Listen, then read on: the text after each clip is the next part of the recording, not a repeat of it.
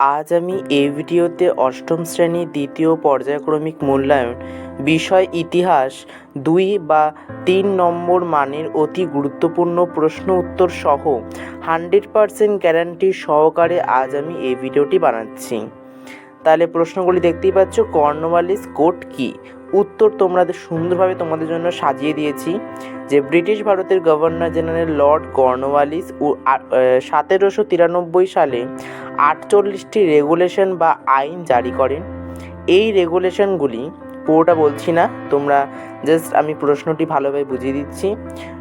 পরের প্রশ্ন, সূর্যাস্ত আইন কাকে বলে? তোমরা যেরকমভাবে ভিডিওতে দেখছো সেরকমভাবে তোমরা উত্তরটি পরীক্ষার খাতায় লিখবে, তবেই তোমরা 100% নাম্বার পাবে। পরের প্রশ্ন, তিতুমির কেন বিখ্যাত? প্রশ্ন তোমরা দেখতেই পাচ্ছ। তিতুমির ওয়াহাবি মতাদর্শে অনুপ্রাণিত হয়ে, পুরোটা বলছি না। পরের প্রশ্ন, ব্রিটিশ প্রেসিডেন্সি ব্যবস্থা কাকে বলে? এই প্রশ্নটি খুবই ইম্পর্টেন্ট। তোমরা যদি আমার ভিডিওতে প্রত্যেকটি কথা না শোনো ঠিকভাবে, তাহলে তোমরা বুঝতে পারবে না যে কোনটা বেশি ইম্পর্টেন্ট। তাই আমি বলে রাখি যে এই প্রশ্নটি ভেরি ভেরি ইম্পর্টেন্ট। এবার পরের প্রশ্ন রয়েছে, অবশিল্পায়ন কাকে বলে? প্রত্যেকটি প্রশ্নের সাথে প্রত্যেকটি উত্তর 100% গ্যারান্টি সহকারে প্রত্যেকটি ভিডিও বানাচ্ছি। তাই তোমাদের সুবিধার্থে বলে রাখি, এই উত্তরগুলি তোমরা যদি পরীক্ষার খাতায় লিখে আসতে পারো সঠিকভাবে, তাহলে তোমরা ফুল মার্কস পাবে। অবশিল্পায়নের 3টি কারণ লেখো। প্রত্যেকটি 3টি কারণ পরপর তোমাদের, যাতে তোমাদের কোনো অসুবিধা না হয়, তাই তোমাদের জন্য আমি নিজে উত্তর বানিয়েছি, যাতে তোমাদের কোনো মানে বই বা গুগল থেকে খুঁজতে না হয়। এরকমভাবে উত্তর লিখলে পুরো হুবহুভাবে নাম্বার তোমাদের কেউ আটকাতে পারবে না। পরের পয়েন্ট, সুতি বস্ত্রের শুল্ক আরোপ কী কী লিখবে তোমরা দিয়ে দিয়েছি। আর 3 পয়েন্ট অনুযায়ী লিখবে, যেরকমভাবে লিখেছি সেরকমভাবে লিখবে। পরের পয়েন্ট, অসম শুল্ক নীতি কী কী পয়েন্টের মধ্যে লেখা আছে তোমরা দেখতেই পাচ্ছ। খুব সহজ সরল ভাষায় তোমাদের সুবিধার্থে আমি লিখে দিয়েছি, তাই তোমাদের কোনো অসুবিধা না হয়, পুরো ফুল মার্কস পাবে।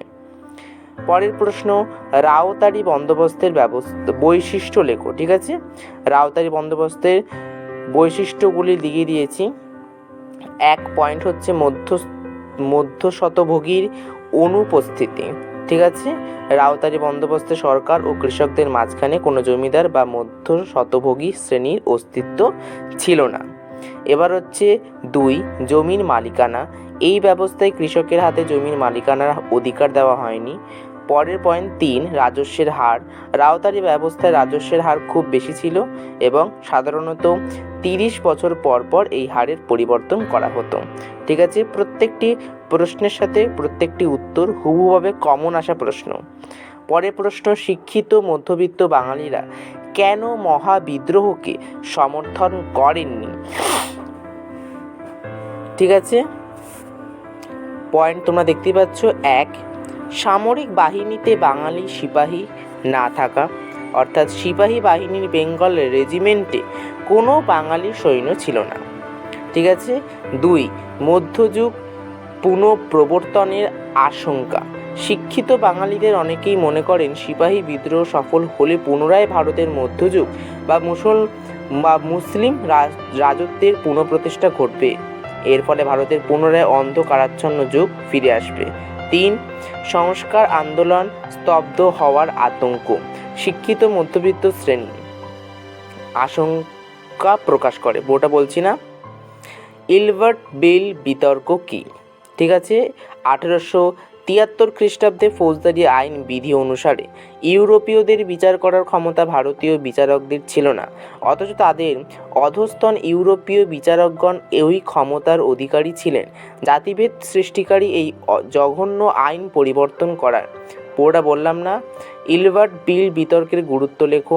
উত্তর, গুরুত্বর মধ্যে 1 পয়েন্ট রয়েছে ইংরেজ শাসনের মোহমুক্তি। আর 2 হচ্ছে নতুন ধারণার উদ্ভব।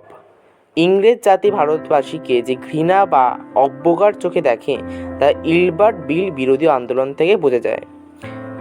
এবার হচ্ছে 3 নাম্বার পয়েন্ট, পত্র পত্রিকার অগ্রণী ভূমিকা।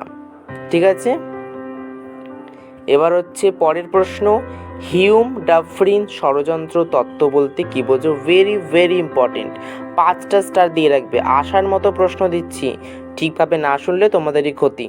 তাই উত্তরটি তোমরা দেখতে পাচ্ছ, হিউম ডাফরিন ষড়যন্ত্র বলতে বোঝায় যে হিউম ও ডাফরিনের ষড়যন্ত্রকেই না কি জাতীয় কংগ্রেসের প্রতিষ্ঠা হয়েছে। হিউমের জীবনীকা। এবার হচ্ছে চিরস্থায়ী বন্দোবস্তের 2টি ত্রুটি উল্লেখ করো। ঠিক আছে, ভেরি ইম্পর্টেন্ট, 2টো স্টার দিয়ে রাখবে। আসার মতো প্রশ্ন দিই, প্রত্যেকটি ভিডিওতে আসার মতো প্রশ্ন, হুবহুভাবে কমন আসার প্রশ্ন দিই, তোমরা দেখতেই পাচ্ছ। উত্তর 1 সরকারের লোকসান, আর 2 নাম্বার পয়েন্টে কৃষকদের দুরবস্থা।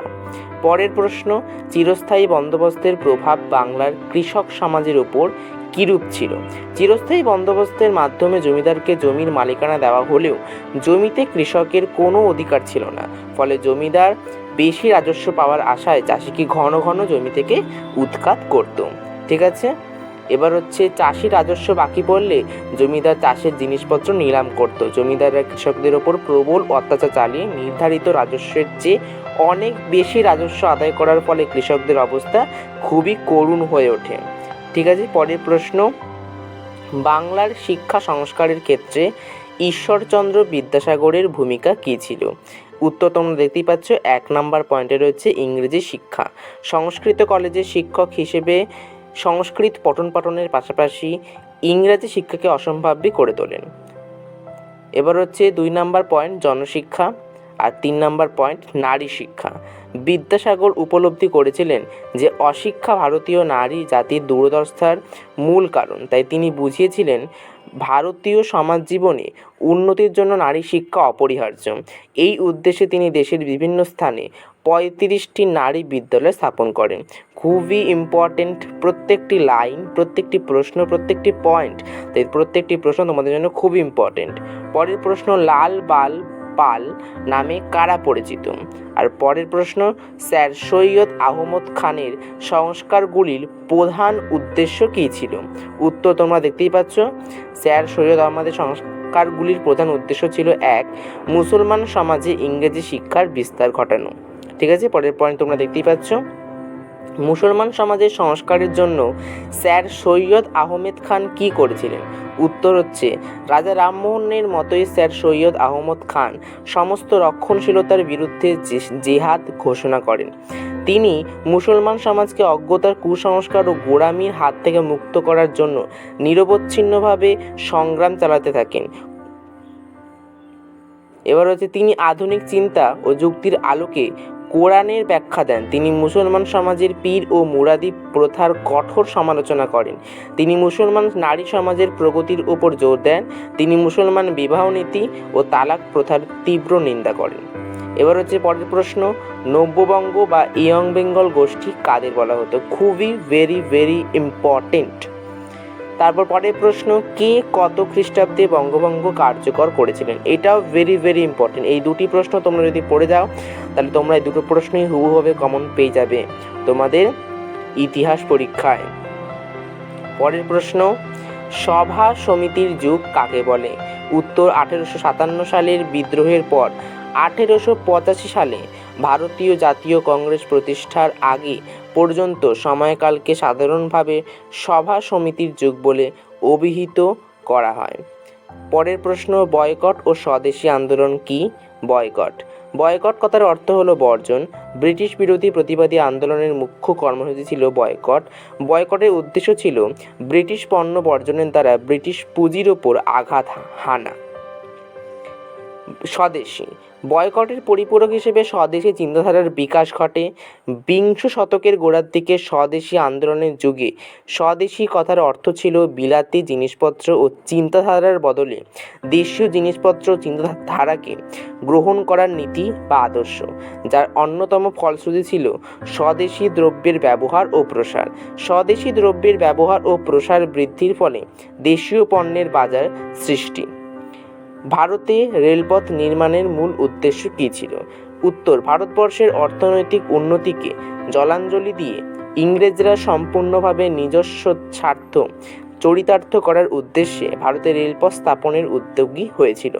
লর্ড ডালহৌসি ভারতের প্রত্যন্ত অঞ্চলে ইংরেজ সেনাবাহিনী দ্রুত পৌঁছে দেওয়া, শিল্প বৃদ্ধি করা, দূরবর্তী অঞ্চল থেকে মালপত্র আমদানি করার জন্য রেলপথ স্থাপন করেন।